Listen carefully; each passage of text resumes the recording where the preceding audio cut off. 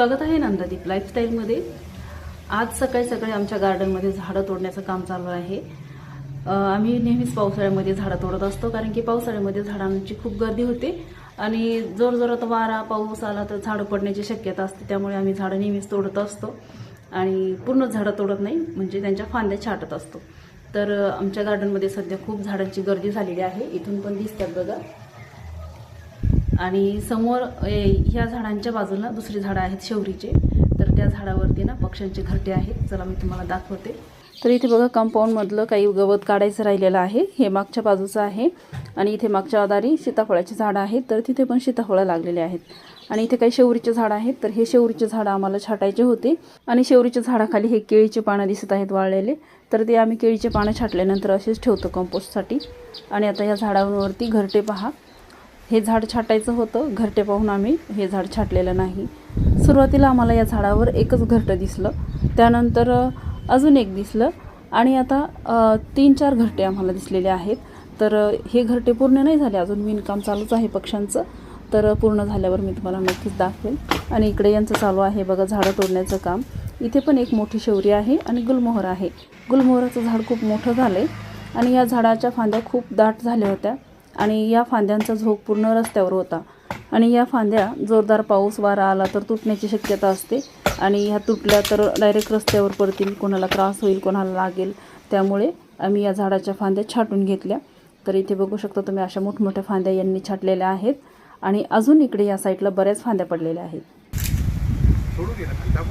हा टाका टाका, मी ओढते।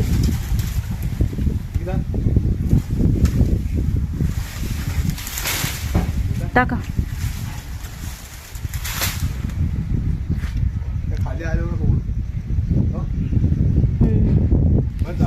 गुलमोहराच्या झाडाच्या खाली पसरलेल्या फांद्या सर्व यांनी छाटून घेतल्या।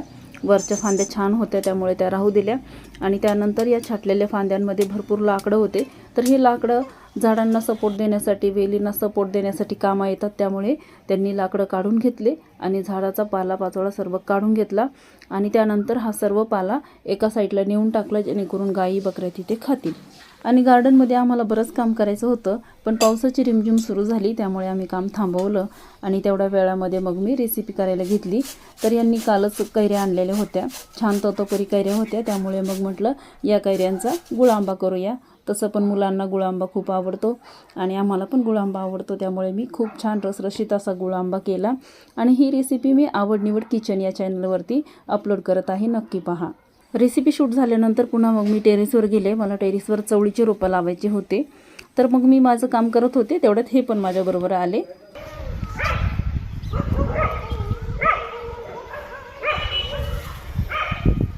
काय करताय भाई? झाडं लावताय का? लावा झाडं। हा का?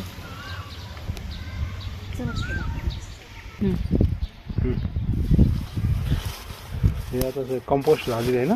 हा, हे केळीचे पानं, हे केळीचे येतं, हे बघ केळीचे सालट्याचं खत होतं, म्हणजे काहीच वेस्टेज जात नाही आपलं आहे ना। अंड्याचे टरफलं असं, केळीची साली, किचन वेस्ट। हे बघा मित्रांनो, हे बघा किती छानपैकी बघा मस्त कंपोस्ट झालेले, केळीची सालं वगैरे, मेथीची भाजी, अंड्याची टरफलं आणि किचनमधलं सर्व वेस्ट असतं बघा। काही पण आपण जो भाजीपाला आणतो, मेथीची भाजी असं, कोथिंबीरच्या काड्या असं भरपूर काही आहे याच्यामध्ये पालेभाज्याचं।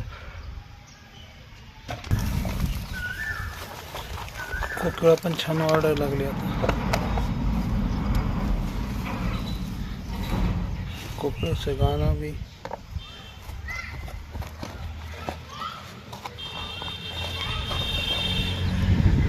काय आणायला पाहिजे होतं विळा वगैरे किंवा असं काही। याच्यात पण दुसरे झाडं लावलेले होते। हे बघा, हे काय एका कॅनचं झाकण आहे, कॅनच होती ती कापलेली ना, छान। काहीच आपल्याकडे वेस्ट जात नाही। हा, छान आलेत मोठे मोठे।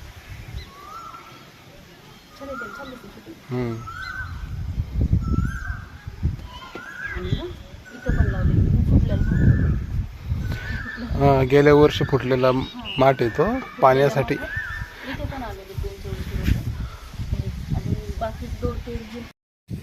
5-6 दिवसापूर्वी चवळीच्या बियासोबत मी अजून काही बिया टाकल्या होत्या. काकडीच्या, गिलक्याच्या आणि दोडक्याच्या होत्या. तर त्या बियांना काही अंकुर फुटले नाही. चवळीच्या बियांना लवकर अंकुर फुटले आणि छान छोटे छोटे रोपं तयार झाले. त्यामुळे मी हे रोपं लवकर लावायला घेतले. म्हटलं हे रोपं तोपर्यंत छान वाढतील. आणि सध्या पावसाळा आहे तर एक्स्ट्रा पाणी मारण्याची काही गरज पडत नाही. रोपं छान येतात. आणि या पिशवीमध्ये मी जे माती भरलेली आहे त्यासोबत कंपोस्ट होतं, तर ते कंपोस्ट तयार झालेलं होतं किचन वेस्टचं, तर तेही यामध्ये टाकलं आणि त्यानंतर वरून माती टाकली. यामुळे काय होतं, या झाडांना एक्स्ट्रा खतं देण्याची गरज पडत नाही. तर अशा पद्धतीने मी झाडं लावण्यासाठी माती भरत असते, त्यामुळे झाडं छान येतात. तर बघा इथं लावले चवळीचे झाडं, इथे आलेले टमाटे, कारले आणि इथे नाही केची वेल आहे अपराजिताची, तिथं फुल येऊन गेले.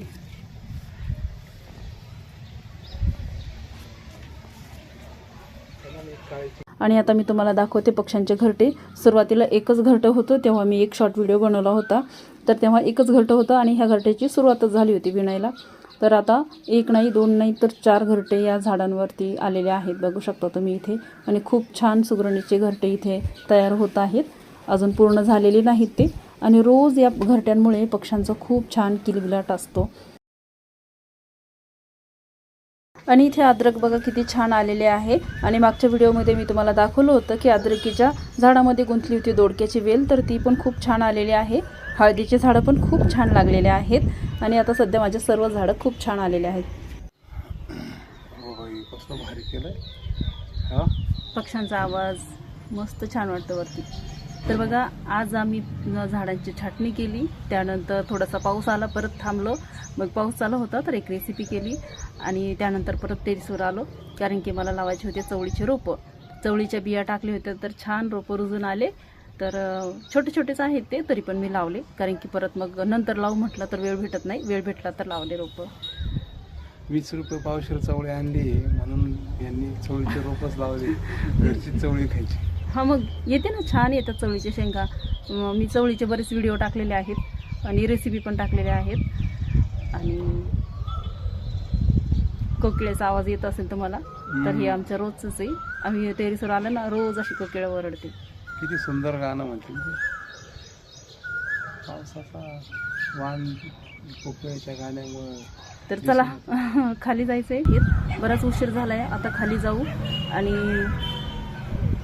खाली दुकान पण दुकान म्हणजे थांबले याच्यासाठी की कोणी आवाज दिला काय, मला असं वाटलं, कारण की दुकानात कोणी आवाज दिला तर पटकन खाली जावं लागतं. आम्ही दोघे पण आलो ना, तर मग खाली दुकानात कोणी नाही आज. दुकान एकटंच. चला मग जाऊ दुकानात. तर चला आजच्या ब्लॉगमध्ये इथेच थांबूया. ब्लॉग आवडला असेल तर लाईक करा, चॅनलला सबस्क्राईब करा आणि बेल आयकॉन दाबायला विसरू नका. पुन्हा भेटूया अशाच एका नवीन ब्लॉग सोबत नंदादीप लाईफस्टाईलमध्ये. तोपर्यंत बाय बाय.